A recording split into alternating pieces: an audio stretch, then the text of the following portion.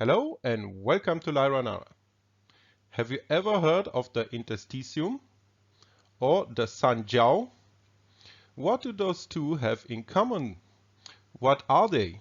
Well, all of these questions and much more, for example, the role the Interstitium plays in your overall health, we're gonna try to answer today. So, without further ado, let's dive right in and learn what those two are, what they have in common, and why they matter for your health. And we will start with the Interstitium. Well, if you haven't heard about the interstitium, it's because it is a very recent discovery in the medical field, and it's a new organ that was discovered just 1 year ago. And therefore, still very little is known about this new organ and its functions.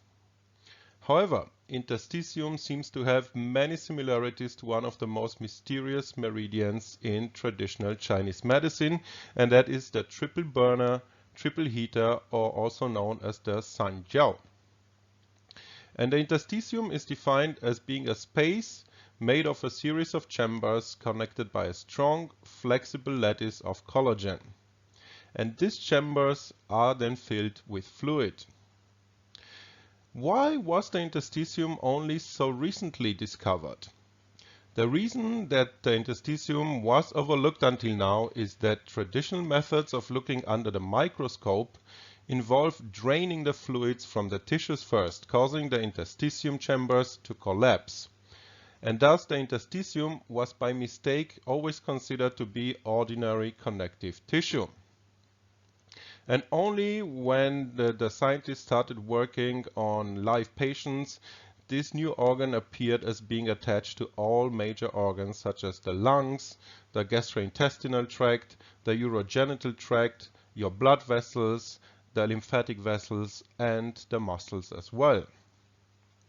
And we know so far that the interstitium has several functions. It's a shock absorber, it facilitates the transportation of body fluids, it drains into your lymphatic system, and it is not the same, by the way, as lymphatic fluid and lymphatic nodes.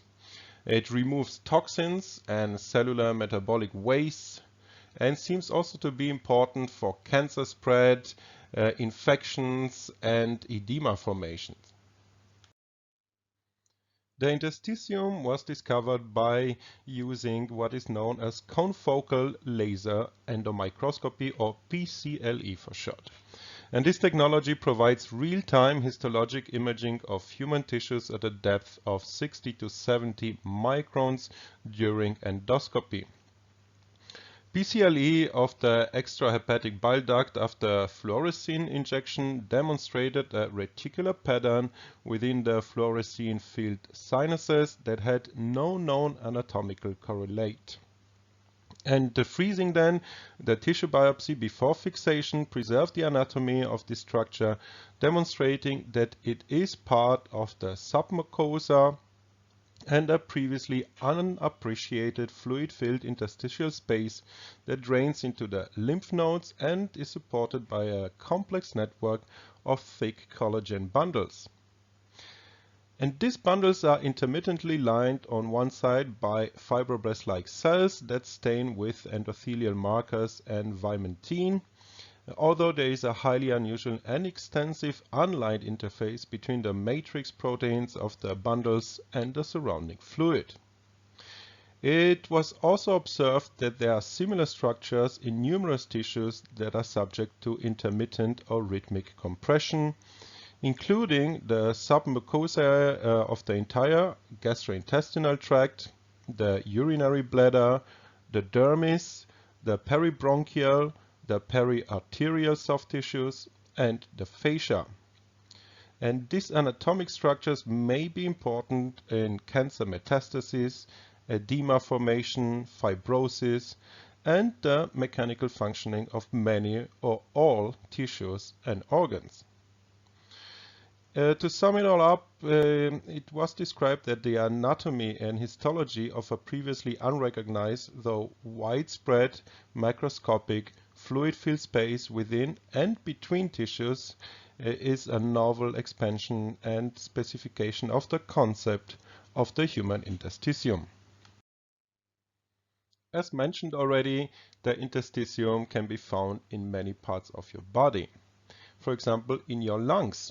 It is the microscopically thin, delicate lining between the air sacs, so the alveoli, that make up most of our lung tissue. Tiny blood vessels run through the interstitium and allow gas exchange between the alveoli and the blood. And various lung diseases affect the interstitium, and they are all put under the umbrella of interstitial lung diseases or ILDs. There is a broad collection of ILDs, so lung conditions that affect the interstitium, for example, sarcoidosis, idiopathic pulmonary fibrosis, and autoimmune diseases. They are among the many types of interstitial lung diseases. Pneumonias and pulmonary edemas can also affect the interstitium.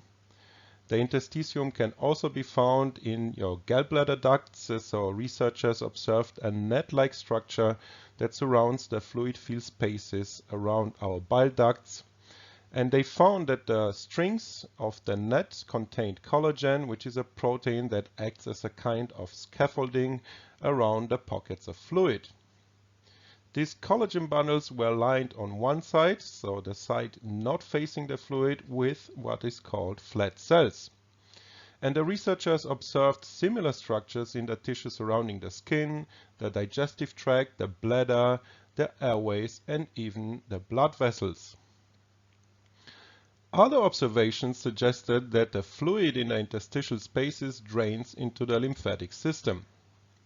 The lymphatic system is a network of fine vessels that drains fluid called lymph fluid from the various tissues of the body into the blood, taking thereby away waste products, bacteria, viruses, mutated cells, and hormones that you don't need anymore. The lymph contains also, very importantly, the white blood cells, which help, of course, fight infections.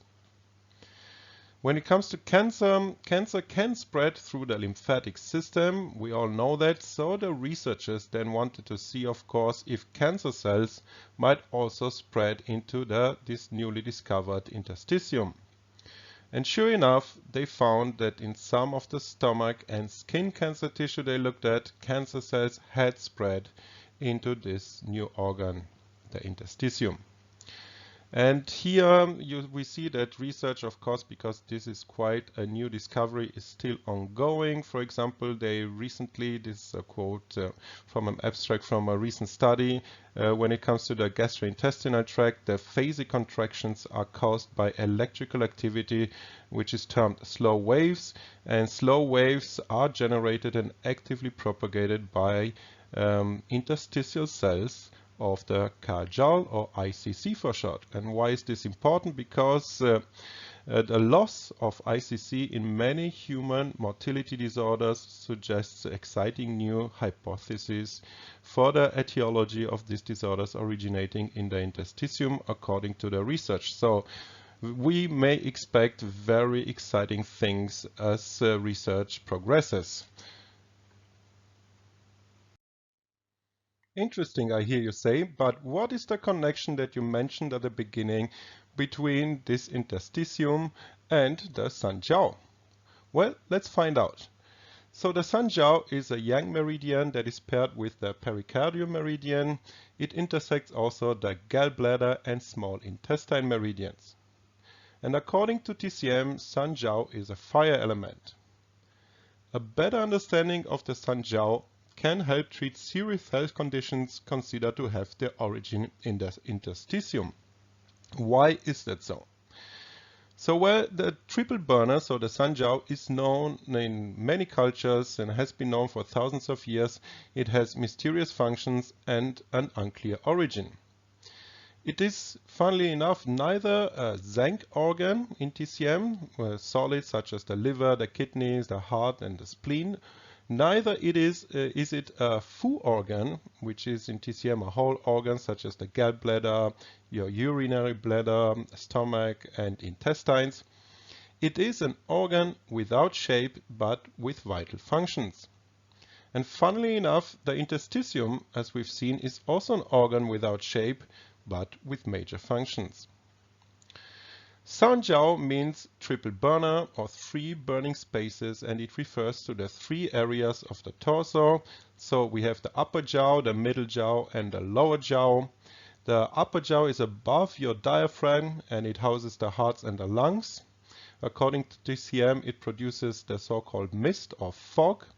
And in the upper Sanjiao, water behaves like a mist, which the lungs breathe in and out, and they provide us thereby with oxygen, of course. This mist is also dispersed to the skin, which is kept moisturized thereby. Then we have the middle jaw that is between your diaphragm and your navel. It houses the stomach, the spleen, the liver and the gallbladder. And these organs, according to TCM, extract this mist by food processing. And in the middle Sanjiao, water behaves like a foam, similar to the foam collected on top of a jar when a wine is fermented. And this is the digestion in the stomach. And then, last but not least, we have the lower jaw. That is the area below the navel. It houses the intestines, the bladder and the kidneys, and is responsible for excretion functions and water circulation. So it works like a drainage. In this lower Sanjiao, the sediments are excreted through the large intestine, and urine is filtered from the residual water and then excreted through the bladder. And the Sanjiao keeps these complicated and interconnected processes in harmony and oversees as well as controls the optimum key energy circulation. It is a passageway that allows the movements in the channels, the waterways and the bowels. It is essential for maintaining, therefore, the health of the entire body. And interestingly enough, if you look at it, the interstitium has almost the same vital functions, and the disorders there affect the same organs as in traditional Chinese medicine is the case with the Sanjiao.